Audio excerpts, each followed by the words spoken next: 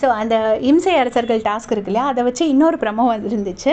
அந்த இன்னொரு ப்ரமோவில் என்ன காமிக்கிறாங்க அப்படின்னா, விக்ரம் வந்து வாசிக்கிறாரு. கானா ராஜ்யத்துக்கும் தர்பீஸ் ராஜ்யத்துக்கும் ஒரு முக்கியமான போட்டி.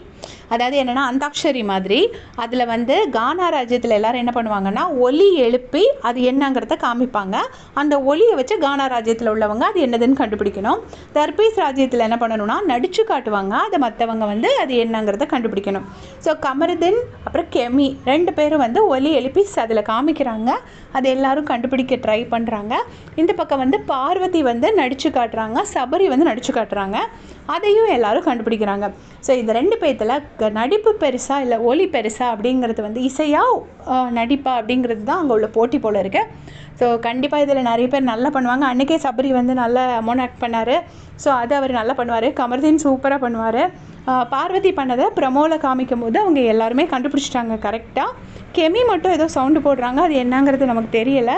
ஸோ பயங்கரமாக இருக்கும் போட்டி அப்படின்னு நான் நினைக்கிறேன். 2 சீசன் முன்னாடி ஷிவின் வந்து அதில் உப்பு போட்டு பெரிய சண்டை வெடிச்சிருக்கோம். அந்த எபிசோட சீசன் 6 பார்த்தவங்க யாருமே மறந்துருக்க மாட்டாங்க. அவ்வளோ சூப்பராக இருந்துச்சு. அந்த ராஜா ராணி மகாராணி டாஸ்க் வந்து அவ்வளோ நல்லா இருந்துச்சு. அந்த ரச்சிதா மகாலட்சுமி மகாராணியெல்லாம் சூப்பராக பண்ணியிருந்திருப்பாங்க.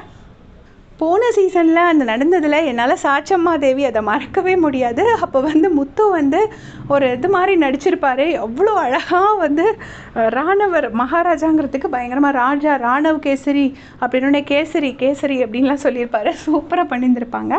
ஸோ அதே மாதிரி இவங்க ஏதாச்சும் பண்ணுறாங்களான்னு நம்ம பொறுத்திருந்து பார்க்கலாம். தேங்க்ஸ் ஃபார் வாட்சிங்.